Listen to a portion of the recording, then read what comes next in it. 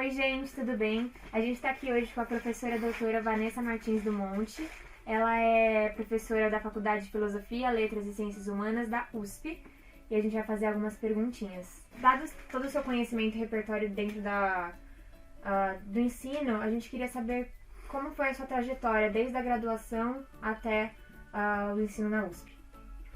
Bom, eu entrei na graduação aqui na Letras USP antes do ciclo básico, então eu escolhi a minha opção habilitação português, porque eu achei que eu pudesse escolher outra habilitação depois, mas eu descobri que não, então eu acabei fazendo letras português só, e aí eu fui estudar outras línguas em optativas aqui da faculdade. E eu entrei com 17 anos e eu comecei a trabalhar muito cedo, porque eu precisava me manter de alguma forma, porque eu não sou de São Paulo. Então, meio que eu acabei indo para outra área que não a área do ensino. Então, eu fui ser estagiária num site de internet. Então, eu fazia cadastro de empresas e outros serviços para um grande banco de dados. E aí, eu acabei indo para outra área distante da educação. E aí, quando eu comecei a fazer as matérias da licenciatura na Faculdade de Educação, eu comecei a perceber que eu tinha entrado aqui para ser professora. Então, que eu tinha que fazer uma guinada de volta na minha carreira para voltar para o mundo da educação. E aí, eu decidi fazer mestrado. 2 anos depois de eu ter me formado na Faculdade de Educação, eu decidi fazer o processo seletivo para o mestrado.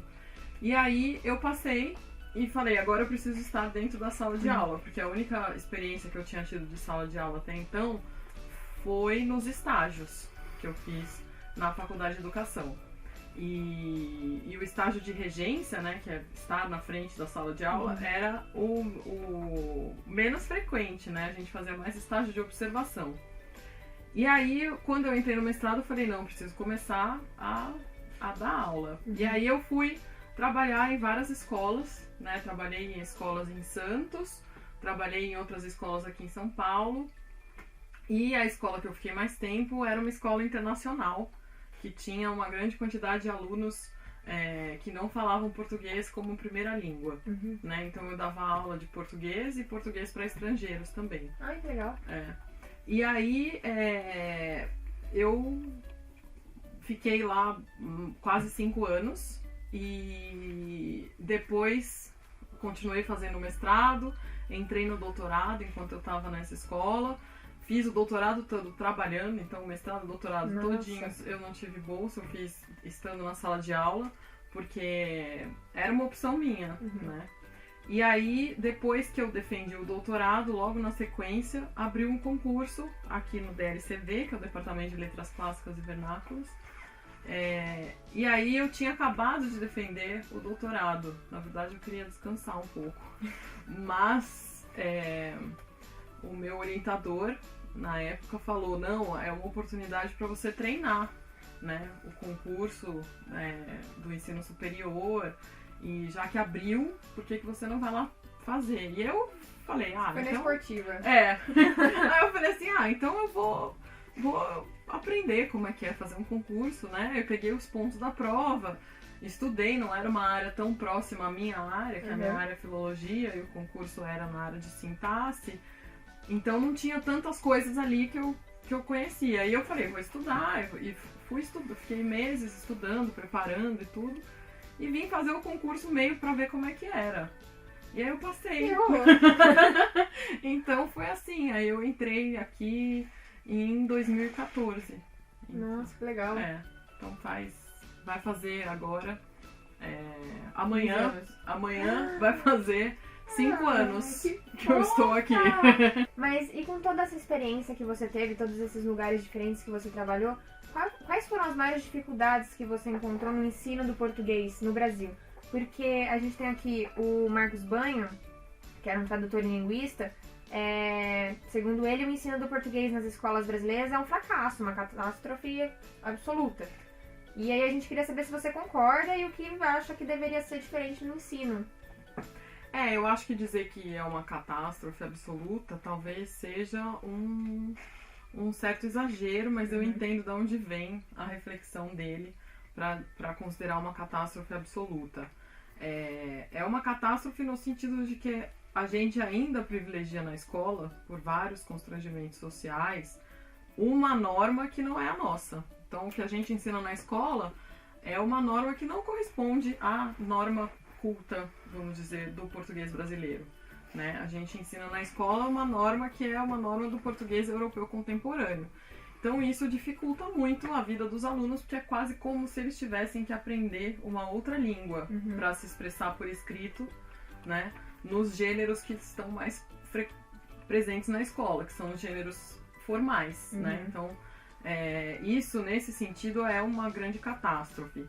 Mas, por outro lado, a gente tem iniciativas e a gente tem modelos de sucesso em várias escolas da rede pública, tanto municipal quanto estadual, não só do estado de São Paulo, mas de outros estados, que são coisas que não dão notícia, né? Então a gente não fica sabendo, então a gente fica... O que dá notícia, o que sai no jornal muitas vezes, são rankings, né? E a gente sabe que os rankings têm uma série de limitações na hora de analisar a realidade. Sim. Qualquer realidade. E a realidade escolar, muito mais.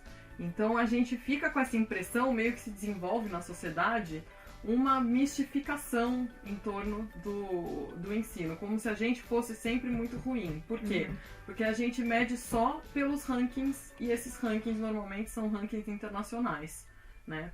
E daí, fazendo isso, a gente sempre está se comparando com uma coisa externa, e a gente está perdendo tempo de desenvolver as nossas próprias mecânicas de avaliação do ensino. Ou de dar mais voz para elas, porque já existem mecânicas de avaliação internas, né?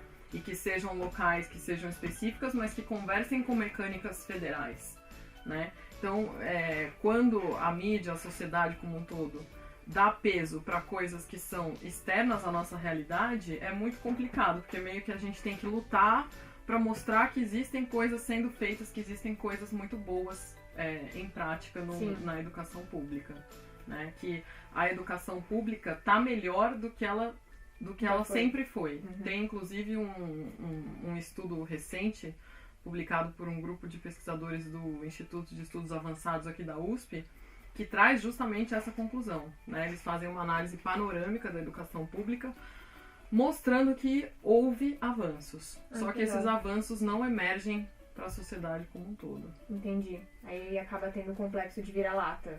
De acharmos que estamos muito ruins quando estamos melhorando. Exatamente. Entendi. Qual é o impacto do ensino da gramática normativa do jeito que ela é hoje nas escolas?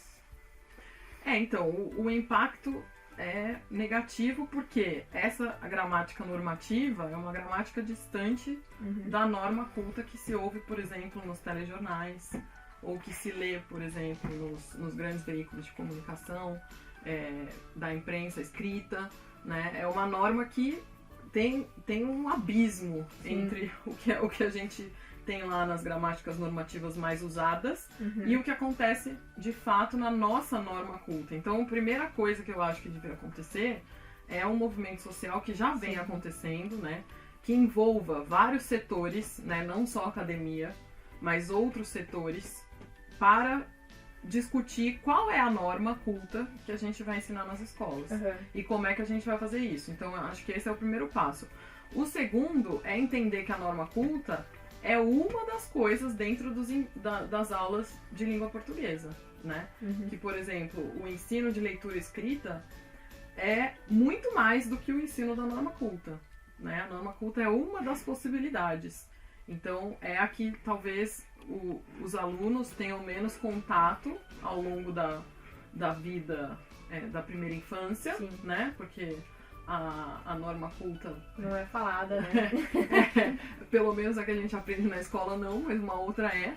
E a gente, às vezes, para de olhar para esses lugares. Então, ensinar como a norma culta está dentro do corpo da língua, assim como as outras variedades, né? Então, eu acho que a principal mudança é uma mudança mesmo de concepção, assim, de ponto de partida. Então, às vezes, em vez da gente ficar perdendo tempo com métodos, né? Então, agora o método em voga é o método tal, ou qual método a escola onde você vai pôr o seu filho usa. a importância não é o método, mas é a concepção que tem por trás do ensino de língua portuguesa, eu acho. Então isso tem que estar mais presente. Entendi. E agora, para finalizar, vem uma pergunta mais polêmica que não poderia faltar, obviamente, que é, dado o momento, a situação política que a gente se encontra, com um presidente que tem tomado atitudes claramente contra a educação, quais medidas você acha que seriam importantes serem tomadas? Eu acho que é o momento de a gente mostrar, assim, com toda a nossa força, tanto a força de quem passa anos e anos e anos da vida se dedicando ao ensino e à pesquisa, quanto a força numérica que a gente tem, né? Que, assim, só no curso de letras a gente tem cerca de 5.000 alunos. Então é o momento da gente usar todas as maneiras que a gente tem de defender essa pesquisa, esse ensino, essa produção de conhecimento que é o espaço da universidade, né? Que se faz dentro desse lugar. Então eu acho que é o momento da gente estar nas ruas, da gente conversar com a população, da gente usar as mídias digitais para divulgar o tipo de pesquisa que a gente faz. É o momento mais do que nunca da gente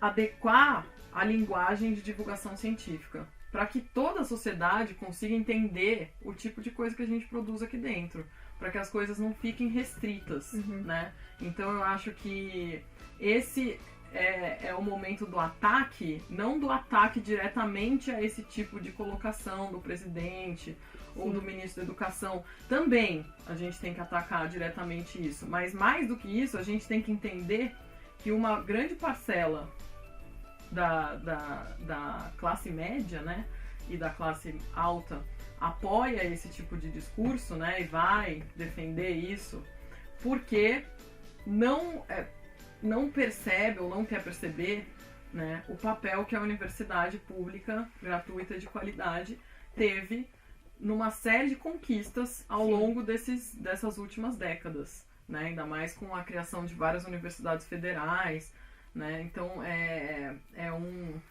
um cinismo, né, da parte da sociedade, mas que a gente não pode só atacar enquanto cinismo.